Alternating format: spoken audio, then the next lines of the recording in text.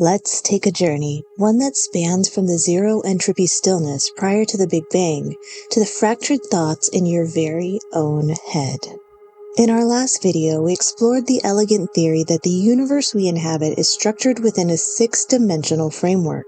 But today we're zooming in. We're exploring life, evolution, consciousness, and how it all plays out across the universal cycle, eternal loops of mind, matter, and meaning. At the heart of Illuminism is the monad, a dimensionless mental entity. It's not something in space and time. It's something that produces space and time. Monads, more commonly known as pure minds, are eternal and uncaused. They are not physical things. They're structured nothings of infinite complexity, defined analytically through Euler's formula, aptly called the God equation by the Pythagorean Illuminati. And through the mathematical actions of countless monads, sine and cosine waves interacting across a Fourier transform mental field, the physical universe emerges. Time, space, matter, energy, all of it is generated by thought. Not simply your thought or mine, but the unconscious mathematical thoughts of the entire monadic collective. Now, science tells us the universe began 13.7 billion years ago with the Big Bang. Illuminism agrees, but it adds something the scientific establishment lacks, an explanation of what came before. Before the Big Bang was not nothing in a causal sense. It was a state of perfect order, zero entropy, absolute zero temperature, no space, no time, no resistance, no friction, just pure, frictionless, superconductive thought. A perfectly synchronized mental state of infinite perfect minds in perfect harmony. A state of zero entropy and maximal negentropy. Then snap. The Big Bang occurred, but it wasn't some fiery explosion in the sky. No lights, no sounds, no observers to see or hear, merely a rupture in perfection. An explosion in mathematics. Grasp that this was a purely mathematical event. The sudden collapse from perfect unity into maximum entropy, into conflict, into separation. Immediately following the Big Bang was defined by maximum conflict between monads, peak potential, and a state of total unconscious thought. From here on, keep in mind the foundational form of a monadic action, what we call thought, is unconscious. The Big Bang was the start of a cosmic dialectic, Hegel's dialectic, thesis, antithesis, and synthesis. You see, without the capacity to consciously create a plan of action, the universe unconsciously implements the most simple means to make progress. And from this brutal process of contradiction, higher order structures emerged. That's the engine of the universe. It teleologically works back to the perfection of the state preceding the Big Bang. And it keeps going for the lifetime of the universe, until perfection is once again achieved. And then, it all begins again. Each cycle of the universe has the same patterns, but each one is unique in its details, unique in how the cosmic mind unfolds itself through matter. Now fast forward roughly 9.2 billion years. Earth forms. And roughly 3.7 billion years ago, life first appeared according to fossil records. Coincidence? Not a chance. The emergence of life wasn't random. It was, in fact, teleologically guaranteed. The monadic singularity outside of space and time unconsciously produced the context and drove the processes that led to the appearance of life as we understand it. And here's the kicker. The entire universe is inherently alive. What we call non-living matter is just matter directed by the entire monadic collective. What we call living matter is organized so that an individual monad can link up with it and take the wheel. This moment, when monads begin to control specific bodies, marks an incredible phase transition in space-time. It's a new, higher synthesis in the dialectic, still unconscious, but now capable of acting within space-time with greater monadic expression and control. Science tries to explain the process that drove life to increase in complexity with Darwin's theory. Evolution by natural selection, survival of the fittest. But let's pause. As the AC authors have pointed out more times than a frustrated math teacher with a red pen, these theories just don't add up. Why? Because their foundations lie in false assumptions based on a materialistic understanding of the universe. After all, how can deterministic or purely random material interactions select anything at all? Why would they favor more complex forms of life over less complex ones? Why doesn't the process just average out, making zero net progress over time? And if genes are truly selfish, as we're so often told, then one might expect something resembling cunning, some cold strategy, some elegant cruelty. But no, they drift, they mutate blindly, they wait, as if the cosmos is some kind of casino and eventually mind will emerge like a jackpot. It's evolution by accident, designed by molecules that have no idea what they're doing, nor why. From the vantage of eternity, it's not natural selection, it's natural procrastination, and the gods, if they still bother to watch, are surely unimpressed. The Illuminist view offers something far more powerful than Darwin's blind survival model: evolution as a purposeful, teleological process. It's the collective striving of monads, eternal minds unfolding unconsciously toward their final goal, the omega point. These monads increase complexity within space-time, not by chance, but by design, working to unlock more and more monadic potential. In this framework, randomness doesn't exist. Even genetic mutations are not accidents, but expressions of an inner drive toward evolution. In this light, Lamarckian evolution, guided by the will of monads, provides a richer, more complete picture than Darwin's materialist account ever could. After billions of years of evolution, this process eventually gave rise to the last common ancestor shared by humans and chimpanzees, dating back roughly 6 to 10 million years ago. Then, around 2 million to 700,000 years ago, Homo erectus doubled its brain size. Another major increase in brain volume took place between 500,000 and 100,000 years ago. Multiple factors may have played a role in these increases, ranging from humanity's mastery of fire, which allowed for cooking and improved nutrient absorption, freeing up energy for brain development, to the use of tools which increased the quantity and quality of available resources. And then there are more far-out ideas like Terence McKenna's stoned ape theory, which suggests psychedelics played a part. Despite the incredible increase in mental capacity during this period, psychologist Julian Jaynes drops a cognitive bombshell. The type of consciousness we possess today didn't emerge until roughly 3,000 years ago. According to his theory, humanity operated under a mental framework known as bicameralism for a vast majority of its history. As Jaynes put it, at one time, human nature was split in two, an executive part called a god and a follower part called a man. Neither part was conscious. This is almost incomprehensible to us. This unconscious man lived in relatively small societies. Though physically indistinguishable from modern humans, they operated in a kind of waking trance similar to that of sleepwalking. In his system, the left hemisphere of the brain, today considered the seat of consciousness, was the domain of man. In times of stress, the right hemisphere would produce auditory hallucinations, the voice of God, which issued commands to the left hemisphere. This divine voice, experienced as an entirely separate entity and authoritative, compelled immediate action. There was no introspection, no weighing of options. The god or goddess spoke, and the human unconsciously obeyed.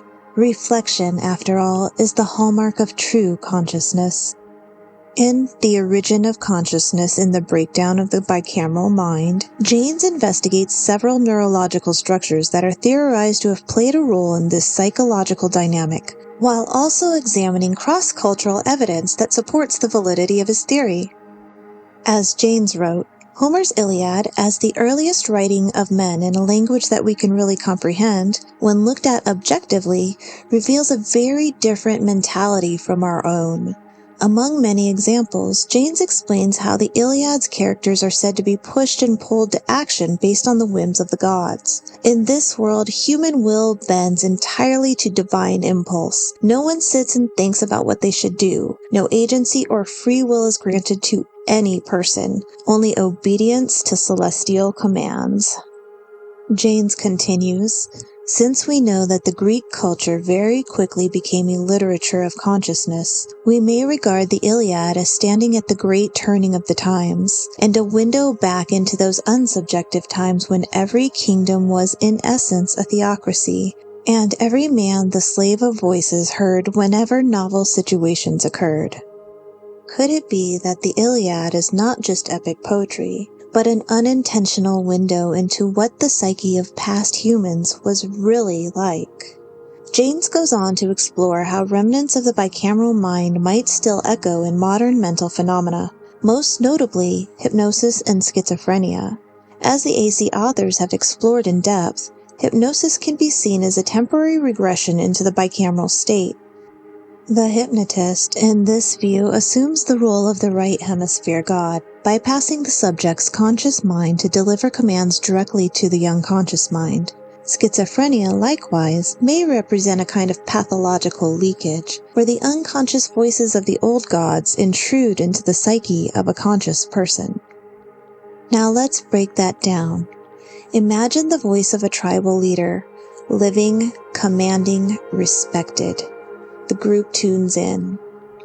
But when the leader dies, something strange happens. The voice doesn't immediately disappear. The psyche of the tribe, accustomed to following orders, might still hear that voice in times of distress. As the tribe adjusts to the absence of the leader, the deceased's voice becomes like an echo resonating in the chambers of the collective memory of the tribe. Is this so strange, though? Many of us, after losing someone close, find ourselves wondering, what would they say right now? The bicameral mind may have taken this one step further, hallucinating the voice of the dead leader as if they never left. And if we dig slightly deeper, is it possible that early humans were actually telepathic? That they literally heard the internal thoughts of their leader? Was primitive humanity more like an ant colony, a hyper-connected collective mind rather than a cluster of individuals? Could all the leaders' voices have combined into one dominant inner authority, the original God? And did the next tribal chief earn their place not through strength or intelligence, but by attuning best to that inner collective voice of the gods? Is this the origin of the religious instinct in humanity? According to Janes, the rise of consciousness was a response to the growing instability of bicameral societies. The once revered voices of the gods became insufficient for navigating the chaos of larger, more complex civilizations. These societies, unable to adapt, often expanded steadily until a sudden collapse marked the end of their colony. As mentioned in a recent article posted in Psychomachia by Jack Tanner on Patreon, link can be found in the video description, the Minoan eruption may have been the key tipping point that spelled the end for bicameralism. This event devastated the Aegean world, launching massive tsunamis, earthquakes, and a global volcanic winter. Entire societies were shattered overnight. Wikipedia tells us, the Minoan eruption was a catastrophic volcanic eruption that devastated the Aegean island of Thera, also called Santorini, circa 1600 BCE. It destroyed the Minoan settlement at Akrotiri, as well as communities and agricultural areas on nearby islands and the coast of Crete, with subsequent earthquakes and paleo-tsunamis. With a volcanic explosivity index of 6, it resulted in ejection of approximately 28 to 41 kilometers, 6.7 to 9.8 cubic miles, of dense rock equivalent. The eruption was one of the largest volcanic events in human history. Since tephra from the Minoan eruption serves as a marker horizon in nearly all archaeological sites in the eastern Mediterranean, its precise date is of high importance and has been fiercely debated among archaeologists and volcanologists for decades, without coming to a definite conclusion.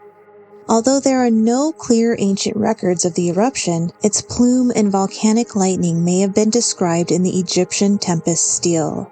The Chinese Bamboo Annals reported unusual yellow skies and summer frost at the beginning of the Shang dynasty, which may have been a consequence of volcanic winter, similar to 1816, the year without a summer, after the 1815 eruption of Mount Tambora.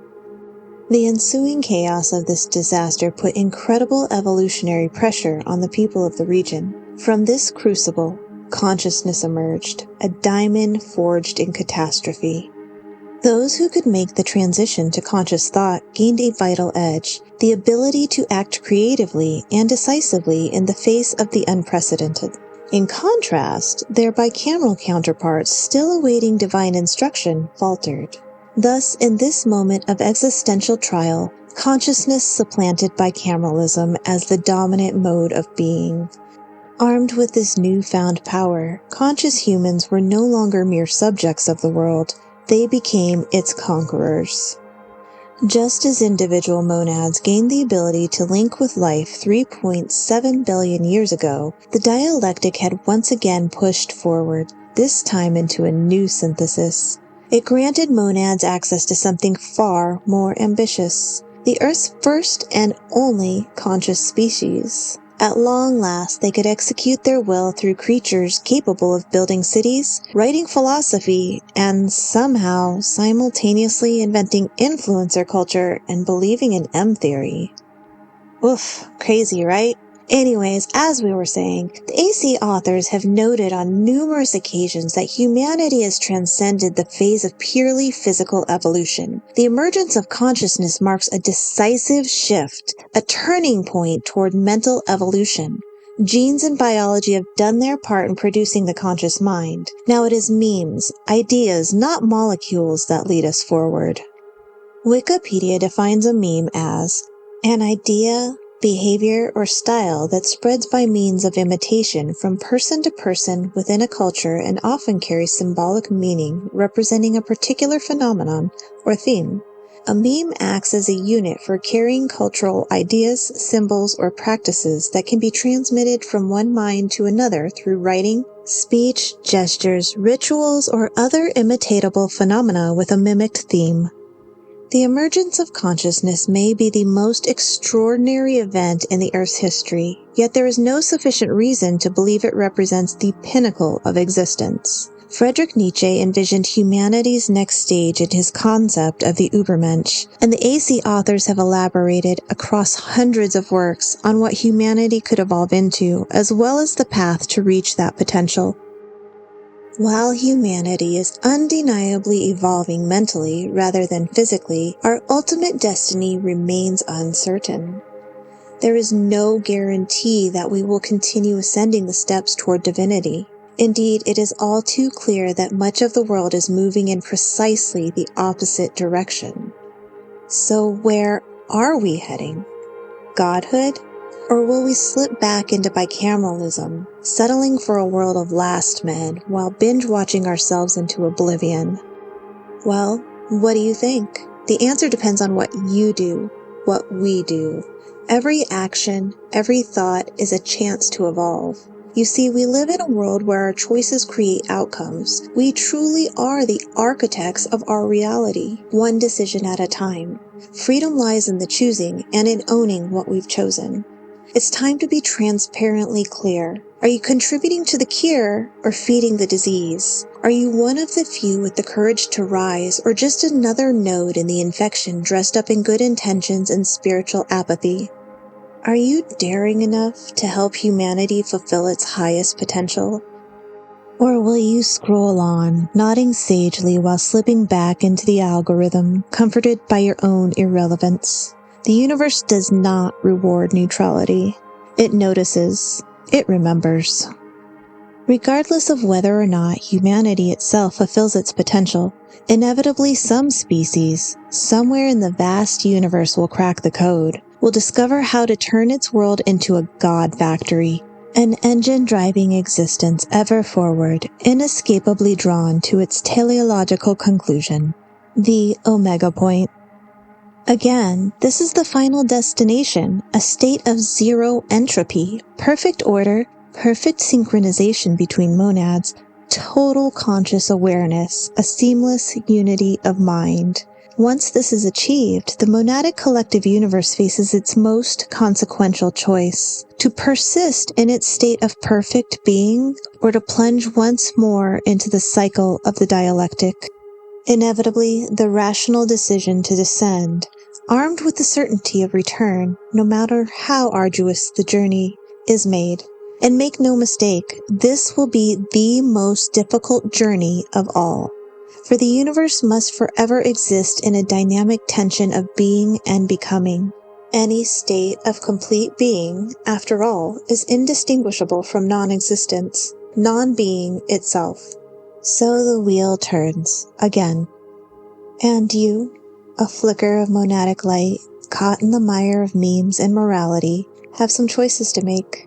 If you're ready to wake the fuck up, then stick with us as we continue exploring the core ideas of Illuminism and ontological mathematics, the Pythagorean Illuminati's final, brilliant theory of everything. In the next video, we'll descend into the mind itself, consciousness, bicameralism, and Jungian psychology. And remember this: the gods are gone, so it's your move. You were not born to binge. You were not meant to doom scroll into oblivion. You were made to solve yourself, to know, to transcend, or else be consumed. It's truly time to remember who and what you are. Are you one who rises on the path of gnosis, or one who merely watches? The dialectic is calling, and it devours the indifferent first. It is time to choose. If you enjoyed this video, like it, leave a comment, and subscribe for more. Also, be sure to check out our link tree in the description to discover more and connect with us. You can also visit illumination.nexus or visit reddit.com/r/thegrailsearch and speak with us there. Thank you for watching.